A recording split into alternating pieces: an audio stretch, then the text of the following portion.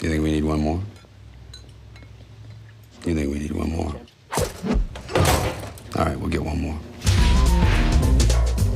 We're just supposed to walk out of there with $150 million in cash without getting stopped? Yeah. It'll be nice working with proper villains again. 2, 1. Well, did you check the batteries?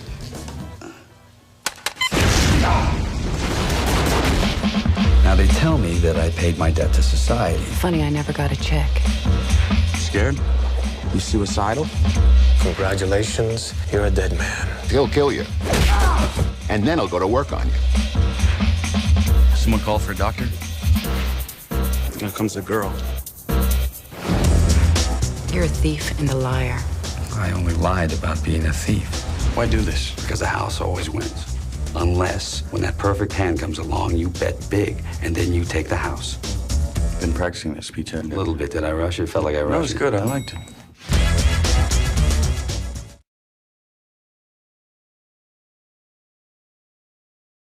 Don't you love the feeling of watching a movie in the theater for the first time?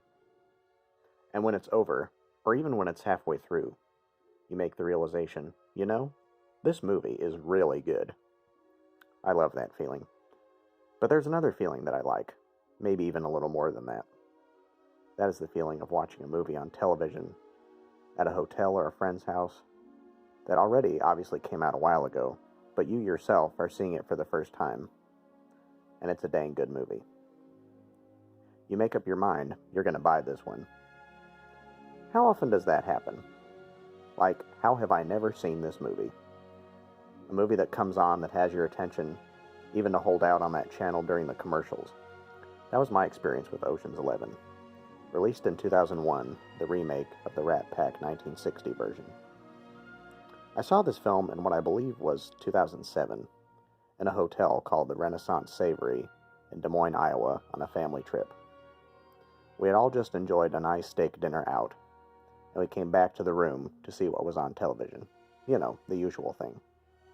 And we found Ocean's 11, which I had heard of and remember when it initially came out, but I had never seen it before. While it was a little ways into the film, I remember being completely mesmerized by this movie. I could not stop watching it. It was funny, it was cool, and it just had this smooth and sophisticated feel to it. The reason I remember the hotel name we stayed in was because that hotel very much reminded me of the Bellagio in Las Vegas in this movie. It clearly wasn't the same place, but there was something about watching the movie there. The Renaissance Savory was certainly ritzy, fancier than your normal hotel, with the red carpet, the lobby. I don't know what it was. Maybe just the movie sucked me in that much. There's something really special about remembering that feeling you had when you first saw a movie you liked. I finished the movie, and then maybe a month or two later, we bought Ocean's 11 and Ocean's 12 on DVD and watched them from beginning to end. Since then, I have seen all the Ocean's films several times, and even though I find something to enjoy in each of them, Ocean's 11 is my favorite. Director Steven Soderbergh crafted a sleek and intelligent heist film that has you eating up every minute. I think this remake, in its way, set the new standard for heist films. How they feel, how they are paced, the post-reveal of an earlier action, discussion, or decision, how everything is played out, what happened that you may have missed.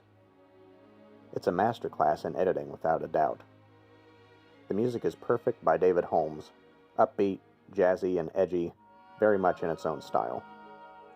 The ending scene before the final tag, when all 11 of our friends part and go on their way in front of the Bellagio fountains, is perfectly lit and soundtracked by Claude Debussy's romantic Clair de Lune.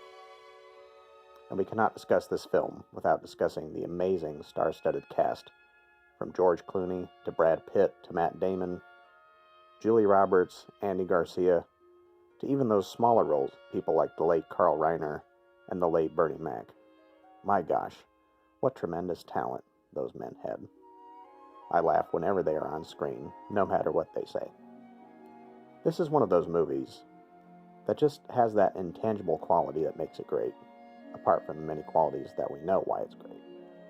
It pays tribute to the original Frank Sinatra and Dean Martin flick, while still doing its own thing. Like the original, it somehow manages to make 11 thieves and conmen incredibly likable, enough that we want them to beat the villain, who isn't really a villain at all, but whose performer is incredibly good at being a mysterious, unstoppable antagonist, or machine, as one of our characters calls him. Ocean's 11 is a slick, cool cat that never loses its luster, with bright gold Las Vegas glitz and glamour that makes you want to go there, and maybe not steal $150 million, but at least sit at a table, pull the slots, or casually go up an escalator like George Clooney's Danny Ocean, and just feel cool. It's your life. It's your moment. Ocean's 11 is a unique ride, and continues in a delightfully entertaining franchise. It's one of the movies you discover something new every time you watch it, a little detail that you never picked up on before. So does this belong on the list of my 100 favorite movies? Yes? No? You're either in or you're out, right now. Exactly.